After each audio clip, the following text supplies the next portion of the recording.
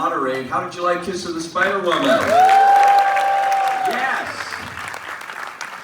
Without further ado, let me introduce you first to the costume designer, co-costume designer here, Christine Cantella.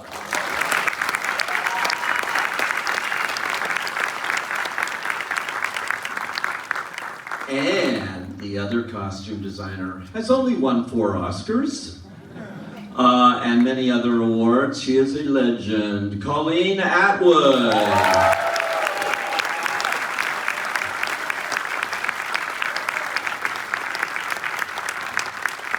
And please welcome the writer, the director of this and so many other great movies, including musicals like Dreamgirls, Beauty and the Beast. He wrote the screenplay for Chicago, which Colleen won an Oscar for in the costumes. Please welcome Bill Condon.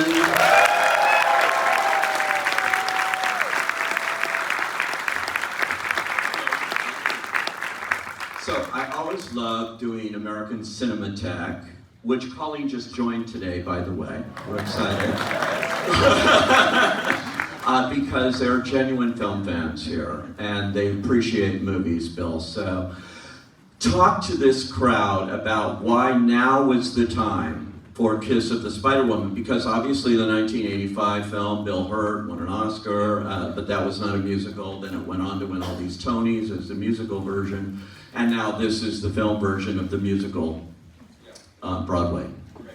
Well, I think for me it was going back to the novel, you know, and you read that it was written 49 years ago, and you think, my God, we've just caught up to what Manuel Puig was writing about. Certainly about gender fluidity in that novel, the fact that it is a non-transactional love story. He really put these, the reason I think that story has endured and keeps getting revisited is that the basic premise is so brilliant. You know, you put these 2 characters who could not be more different, you know, and who really dislike each other at the beginning, and you take everything away, everything that identifies them, every, you know, history and culture and economics, all that stuff, and you just force them in a place where they could die at any minute to start to connect with each other. And that felt like telling that story in a pure way that matched what Puig wrote felt like a reason to do it again. It's heartbreaking to watch it now, because I think that we're in a time that this is creeping back in, this kind of oppression and things. Yeah. This movie could not be more timely at this time it's needed. Well, it's weird because I started writing it before the election season, and we shot it at the beginning of the election season, and we all knew that the demonization of trans people was going to be part of the playbook in the election, and indeed it was. I don't think any of us saw what would happen after, you know, that we live in this world of so-called, you know, trans terrorists, my God, you know. And then obviously, you know, this is a story that is completely Latino, but the demonization of Latino people in America too, it's just insane, and tanks on the street. I don't think any of us saw that coming. No, honestly. I didn't believe that would No, happen. no. Yeah, it's just is. No, Colleen, sometimes a movie meets its moment, like this one, right? Exactly. What was it about this when you obviously knew Bill and had worked with Bill on Chicago, which he wrote the screenplay for. This is the first time in a film he's directed that you've worked with him, right? I know. I've always wanted to work with Bill since then. We really clicked on Chicago, and I really watched everything he did. I was like so respectful for all his work, you know. But it was just, the timing was right. He called me, and it was like a good time I could do it. And, you know, it was a project that was, you know, dreams are made of. It's an amazing story, and it's also a musical, which is fun for a designer. So it was a lot of worlds coming together that felt just like amazingly like a gift to me. What about this particular musical? Because the musical sequences are all with Jennifer Lopez in a 40s style MGM musical, which has to be the most fun, I think, as a costume designer, to just dive into that period. Well, it was a great era for musicals. You know, when I came into the show, Bill had already composed a sort of amazing diary of all the musicals together and elements he liked about them, which is inspirational to me. But also the idea that that we were seeing Jennifer Lopez's character not just as somebody from a 40s musical, but somebody from a 40s musical seen through the eyes of someone in a prison having a huge fantasy and a sort of escapism, but also a sort of aesthetic of beauty that was maybe pushed a little bit further than even the 40s musicals did, which I really liked. That aspect of it is trying to keep it like, what would this character think that Aurora, who's this woman, who's this creation of his, is supposed to be based in a real movie, but amplified beyond belief because of his circumstance. And Christine, you're working now side by side. You have the same credit as, my God, Colleen Atwood now working on this. What's that like? It's fantastic. I mean, this is not our first rodeo together. I know you've worked before, For but about 25 years, actually. yeah. So, you know, it's great to help her bring this to life, and what a project to work on, you know. Sometimes we're lucky enough to work on more than one project at a time, and so if we can kind of, you know, fit this all in our schedule, it really is. How did you split this one up? Because I know you worked on a lot of the prison. I did, actually, but I have to say that we were both a part of the project from pretty much the get-go, and we had to be, because we were both working with the dancers and making those costumes work, because they were vintage costumes pulled from houses here in LA, and you know, you don't want them to rip, tear, whatnot, so you have to make them so that they can work for a modern dancer. Can I tell one Christine story? And it has to do with the musical.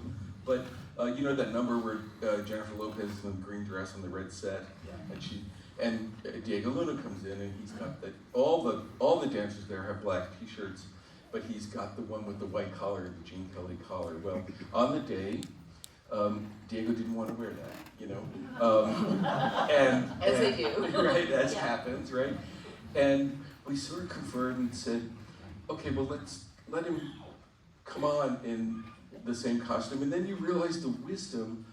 You realize how Gene Kelly wound up with that white collar, because we did a first rehearsal, and I said, Diego, come on over here. It's like, where are you in that shot? You know, it's actually the collar that identifies him, you know? And so it was, for me, it was a glimpse into like the craft of old Hollywood movies, you know, things that you take for granted are doing this incredibly practical work too. Just the minutia.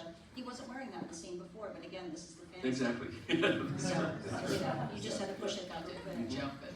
Yeah, I don't want to take your. Can I ask two Yeah. questions over? I like to sit back and watch too. Well, I've never been together with them on a stage. I just think it would be interesting to talk about. I mean, to you know, watch these two brilliant women. It was incredible.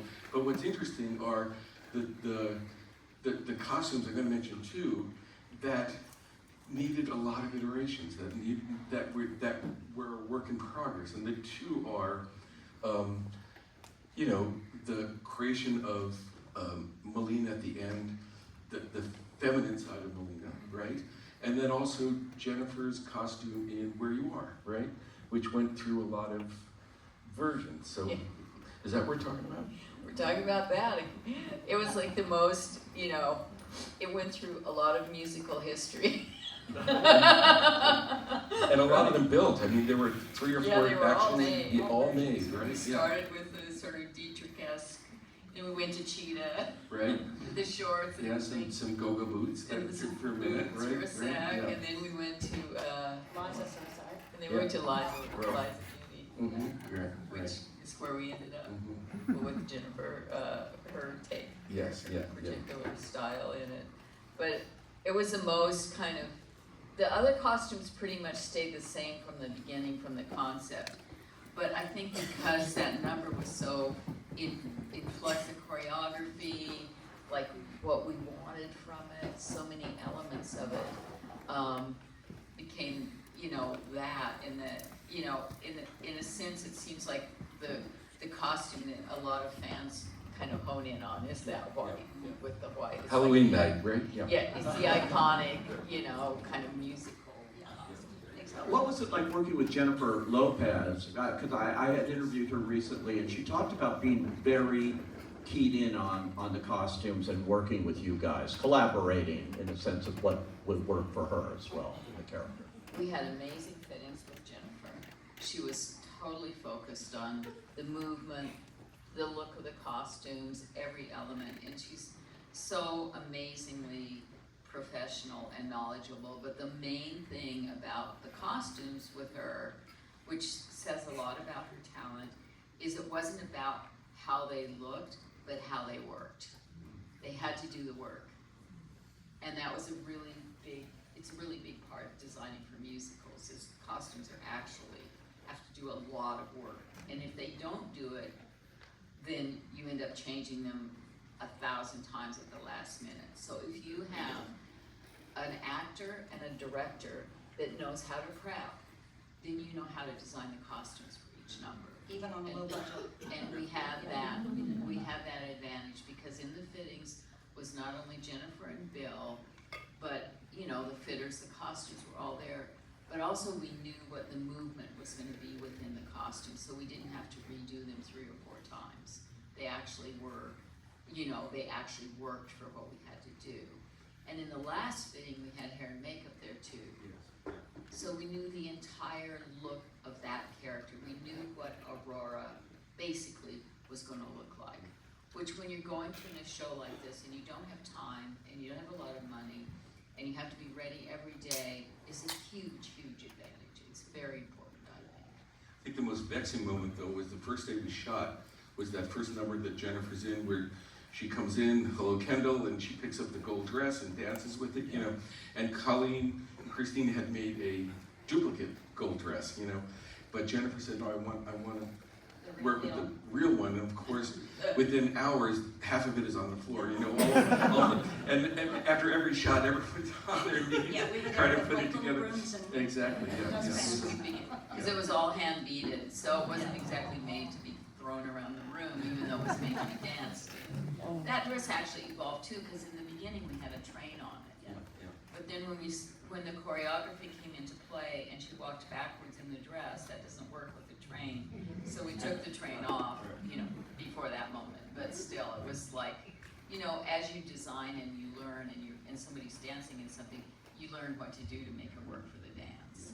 This being an independent film, though, the way it had to be shot, quickly, all those 11 musical numbers back to back. This is not like at MGM where they shoot the whole movie and whatever. You had to do everything, and so she was really running through one after another before, and then you shot the rest of the movie. And We made these 2 separate movies, but it was you insane. made 2 different movies. Yeah, we did that in New Jersey, and then we, you know, got on planes, said goodbye to Jennifer, and made this prison movie down in Uruguay. You know? Unbelievable. What was the challenges there for costume-wise in that kind of time span you had to do this? Well, when we were in New Jersey, we were fitting as we were shooting. You know, you wouldn't know the next number. because every dancer that's in every number doesn't work in every number. So different dancers they hire for different numbers. So we had like, you know, a swirl of fittings, alterations, and stuff done while we're shooting. And then we get on the phone with Uruguay and they go, we're thinking, oh, they'll have great stuff there. They go, we don't have anything. We don't think you're gonna find it here. They were very honest about it, and they were not wrong, right? Yeah, exactly. So we ended up like shopping madly in New York, every Goodwill, thrift store, like whatever we could find to ship it down there, so Christine could actually do the reality and the amazing job she did with the prisoners. We prepped it all, we aged it all, we got everything ready while we were shooting all the musical numbers. Exactly.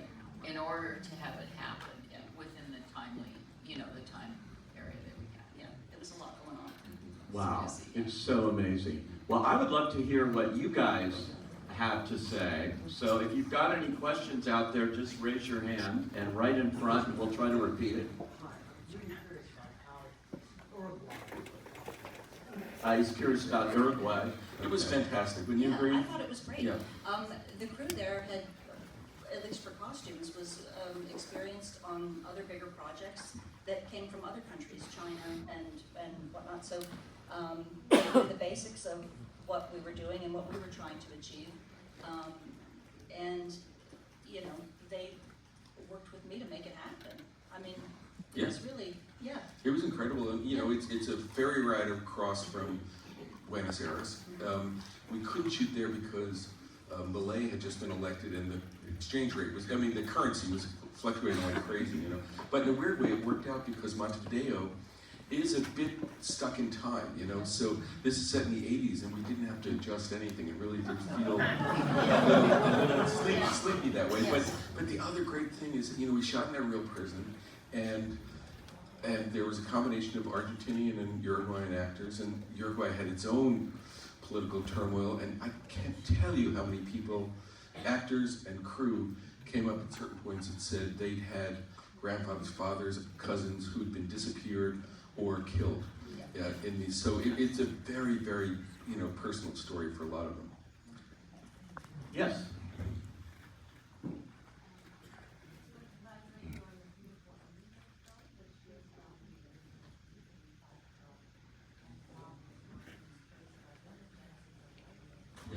So the question is the genesis of the ending, which is different from other versions. Yeah. You know what, I thought if it's a musical, it has to have some version of a happy ending. You know, something has to have made a difference, you know, and that's why I pushed the time from 1976 when the novel was written to 1983, because that's when Punta fell. You know, and I think, weirdly, it does give it a little extra oomph now as we sort of wait for something to change, you know. The fact, a reminder that these things... It's like hope. It's hope, a little bit of hope, yeah. That it wasn't just all futile, I guess, you know. Yeah. Do you want to talk about why you made the decision to split all the musical numbers with the prison? So in the original Broadway musical and things, there were musical numbers in the prison. That's right, as in, you know, and the model really for this is still the gold standard Cabaret, the movie that Bob Fosse made. That's a great show, but he threw out a lot of the score. He threw out all the score where people sing to each other in a bar, and you know, and same here. I didn't want to have singing prisoners, you know, sing about their feelings, you know, or trudging through the halls singing. So it meant really getting rid of some of the very beautiful score and figuring out a way for those numbers to exist. But you know, they exist not only in the Hollywood movie, but also in this kind of morphine-induced fever dream, and then a psychic breakdown where you are, you know. So it was fun to do different styles, but that did feel like it is part of, I keep thinking it's like a trilogy of Cantor and Ebb stage musicals, this, Chicago, and Cabaret, and they all sort of take the same approach. They never ask you to believe that people are singing to each other in reality. And you did have John Cantor, who's still with us. Yes. 98. Yeah. And he was very involved in what you were doing. Completely. I would send him drafts. He would tell me about, there are 3 Cantor and Ebb songs that no one's ever heard. They're not new, because Fred Ebb sadly left us a while ago, but they were written for very early versions of this that we unearthed. And he you know, came back to them, showed them to me, and then all in the whole process, especially the recording process, he was there and just giving invaluable notes to the cast, like describing his initial impulses, and you know, famously one of the nicest men, you know, in the theater, but tough too. You know, there were things that we were changing here, and he would have questions about, we'd have conversations about, and then finally 1 or 2 he didn't entirely embrace and said, "But I trust you, it's your movie," which is a lovely thing. So cool. All right, let's see who else. Way in the back, yes, sir. Would you be kind enough to explain to us a little bit about the casting of your 3 leads, Diego, Jennifer, and Tonatiuh, and how you came about, at what stages of the development did you come about the casting of each of them? Right. At what stages was it? You know, the script was done. I wrote it on spec. I had Jennifer's picture on the wall, thinking this is the only way this is ever going to get made. I hope she wants to do it. I sent it to her, and she said she wanted to do it. Sent it to Diego. He said he wanted to do it, and it was made by Ben Affleck's company, Artist Equity. And one thing when you have an artist-driven company is that you get in his case, a text that says, okay, you've got the kind of star thing, cover it, just go find the best person. So the quickness and ease of that was not matched by the finding of Molina. That was 800 people, I would say, around the globe who auditioned and sent in tapes, and we slowly wintered it down, and then it became very clear. And Tonatiuh? Tonatiuh, yes, yes. Yes. I'm curious to know, you've mentioned this too a couple of times, that there are certain movies that were kind of percolating in your brain when you were making this. Can you talk a little bit about some of the others? And I'd love to hear like non-musical films maybe too. Yeah. Well, you know, one good example because of that, remember that first session where we were trying out different wigs and hair colors, you know? And it was really about, Rita Hayworth was kind of the model, right? In the wig style and that sort of late 40s style. And I realized, you know, a non-musical film that really was influential was Lady from Shanghai, because that was taking this Mexican actress and putting her in this, you know, bright blonde wig, you know. And I think we were nervous about that, but I thought that was a movie where you'd look at it and say, well, that worked there, you know. But man, so many of them, so many that we looked at. Funny Face, you know. Non-musicals, I would say, are the Manelli movies, right? That, you know, it was always about color. It was always about telling the psychology of the character through color and design and lighting, and I think it was trying to kind of embody the spirit of 1950s golden age Hollywood filmmaking, you know, and to pay it the respect it deserves, because those were, you know, there's stories that may seem kind of inconsequential on the surface, but there's a lot going on in them often, you know, and we were trying to reflect that. Yeah, and it was very important to have an all Latino cast. Oh God, absolutely, yeah. As opposed to what we saw in the 50s in a lot of movies where they That's right, yes. did not. Yeah. Including the dancers, right? Yes, that was really true. You know, one thing, Chicago, I always think of it as like, it's this great record of the best Broadway dancers at that time, right? It was insane. It Right? was so good. So good, and one of them is Sergio Torrijos, who choreographed this movie, and I feel it's the same way here. This is going to live for these dancers as a memento of a moment, what the absolute top dancers of this time, you know. So good. Okay, who else? Yeah, right there.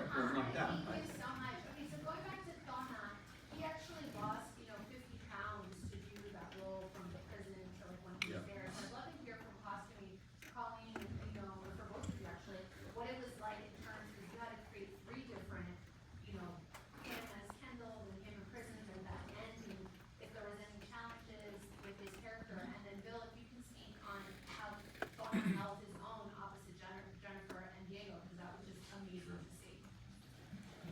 Luckily, Jonah was losing all that weight towards the end of the musical numbers before he went into the prison part of the film.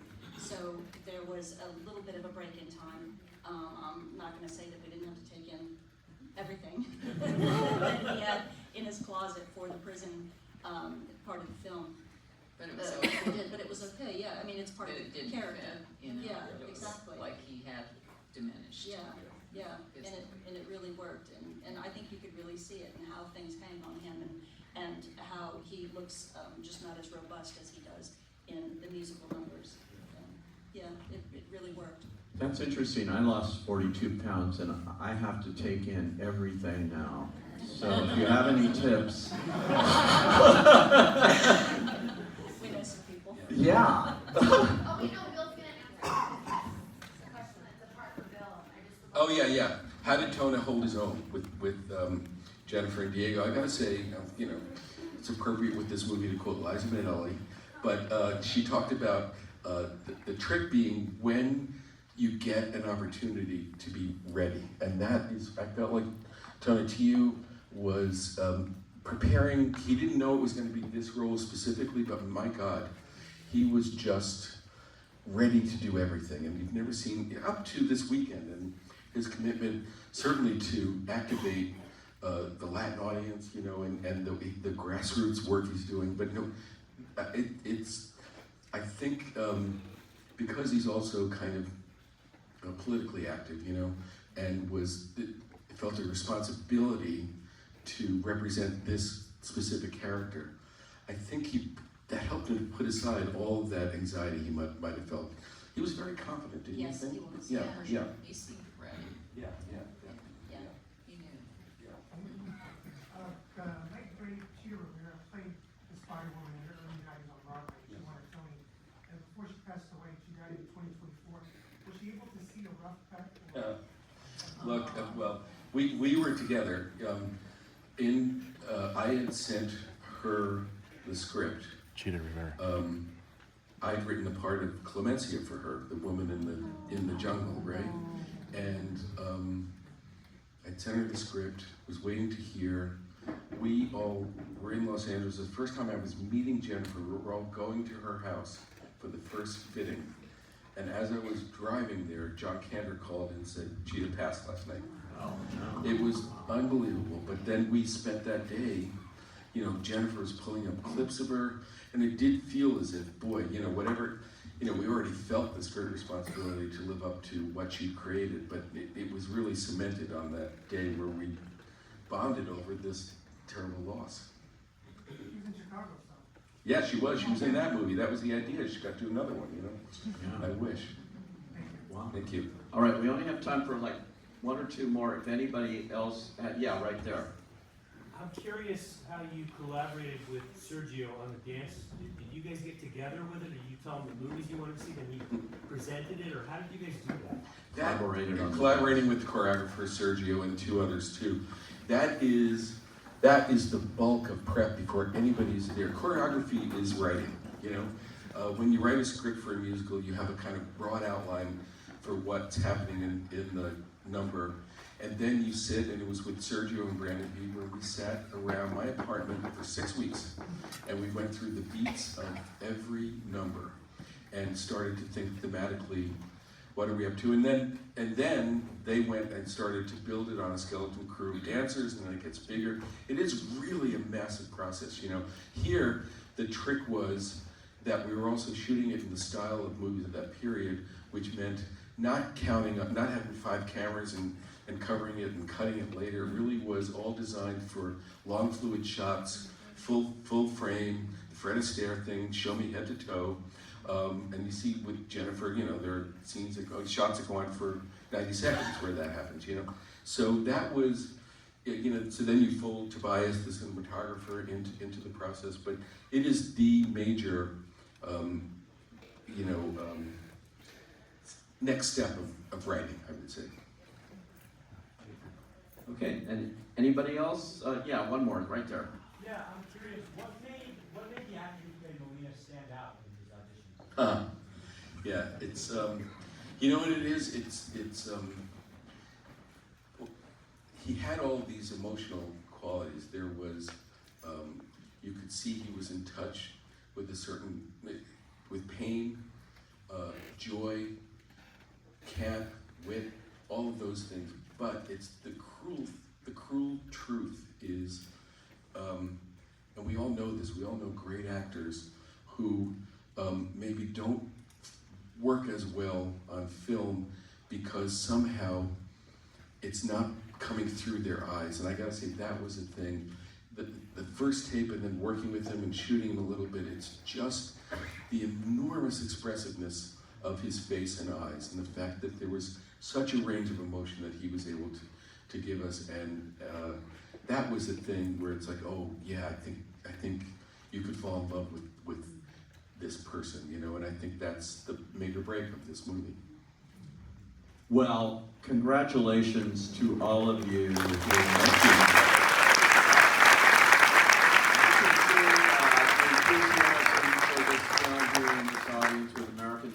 So thank you all for coming out tonight. Let's again thank Christine, Colleen, and Bill. Yeah.